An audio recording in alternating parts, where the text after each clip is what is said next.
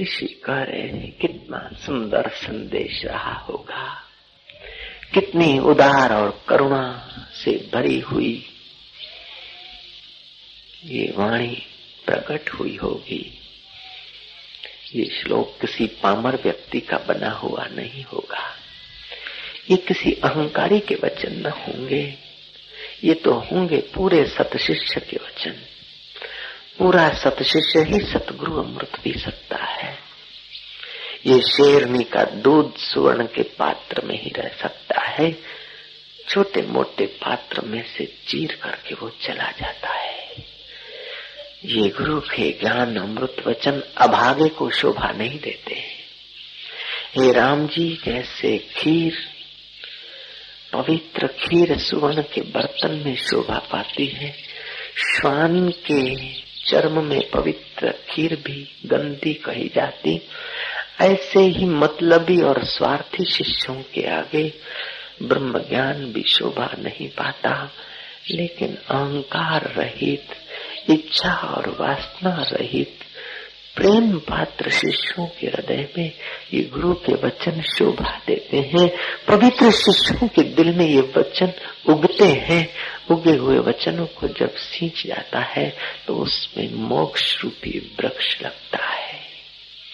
मोक्ष रूपी वृक्ष के अनंत अनंत फल होते हैं। वो स्वयं भी फल खाता है, औरों के लिए भी बांटता ही जाता है।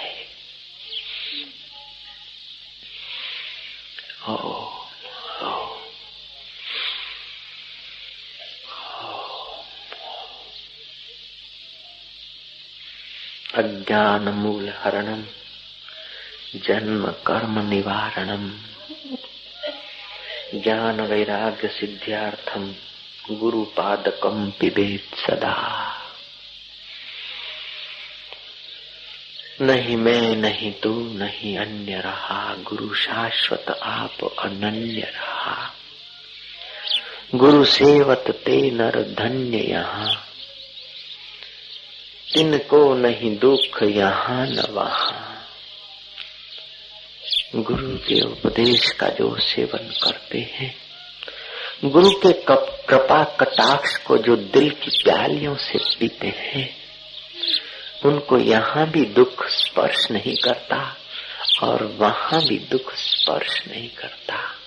वे यहाँ भी सुख की घड़ियां जी लेते हैं।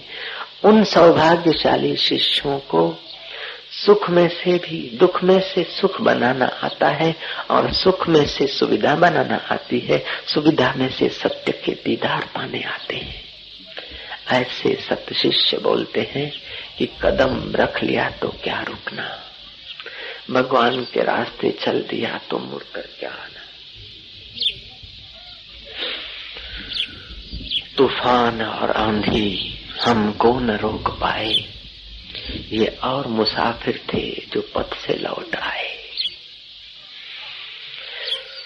तूफान और आंधी हमको न रोक पाए, ये और थे मुसाफिर जो पथ से लौट आए। जो सत्शिष्य है, जो सतगुरु के कदमों में बिखर गया है, जिसने अपने दिल की प्याली सीधी रखी और सतगुरु के अमृत की घूंट पी ली है, वो फिर साधन के मार्ग से, भगवान के मार्ग से लौटता नहीं। संसारी तूफानों से वो डरता नहीं। ऐसा कौन सा साधक है जिसने तूफानों का मुकाबला न किया हो?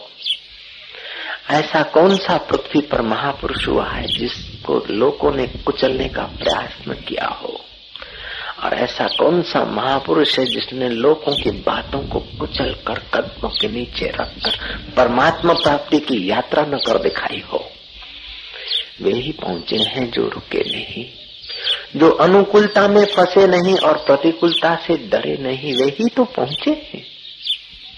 सगवड़िए भगत तो रह गए, थोड़े से उलझन में उलझ गए, लेकिन सतपात्र साधक तो मंजिल तय करके ही रुकता है कि सब इरादे जीने के काम आए।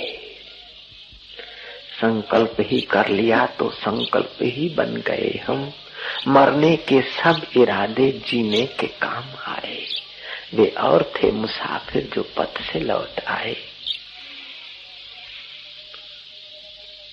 और कोई मुसाफिर होते हैं वो पथ से लौटते रहते हैं। सद्गुरुओं के रास्ते चला और पथ से लौटा तो सतशिष्य किस बात का।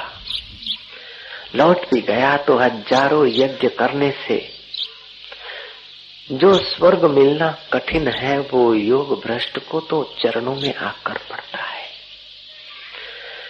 शास्त्र कहते हैं कि 1000 अश्वमेध यज्ञ, 1000 वाजपेयी यज्ञ यदि सफल हो जाए तो इंद्र पद मिलता है। योग की एक आने की बराबरी वो इंद्र पद नहीं कर सकता है। भृगु ऋषि की सेवा में रहने वाला शुक्र रास्ते से भटक गया, अप्सरा के पीछे चला गया, योग भ्रष्ट हो गया। इंद्र ने उसको पाया, इंद्र सिंहासन छोड़कर उस शुक्र की पूजा करने लगा। आज हमारा स्वर्ग पवित्र हुआ कि तुम भृगु के सेवक, भृगु के शिष्य और पुत्र हमारे स्वर्ग में आए हो। हालांकि वो गए थे तो विश्वासनीय अप्सरा के मोह में गए थे, रास्ते से भटक गए थे, फिर भी की हुई साधना व्यर्थ नहीं गई। इंद्र ने बहुमान किया, सिंहासन पर बिठाया, अर्घ्य और पाद से पूजा की।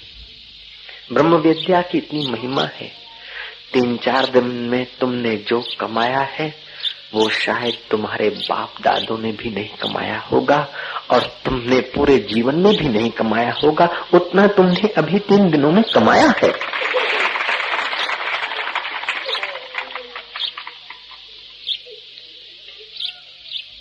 अभी चाहे वो दिखे या न दिखे, तुम्हारी बुद्धि स्वीकार करे या न करे, लेकिन बात 100% सत्य है। 99 पॉइंट जो मानता है वो अभागा है। 100% सत्य है कि तुम्हारे बाप दादों ने भी शायद इतनी कमाई रुपयों के द्वारा, सत्ता के द्वारा ये नहीं कमाया होगा जितना पुण्य तुम कमा रहे हो। जितना 3 दिनों में तुमको मिला है उतना शायद तुमको 3 पीढ़ी वाले भी न दे सकेंगे। 3 पीढ़ी तो क्या 33 पीढ़ी वाले भी न दे सकेंगे जितना बुद्ध पुरुषों के सत्संग से तुमको मिलता है। ऋषि कहते हैं अज्ञान मूल हरणम जन्म कर्म निवारणम।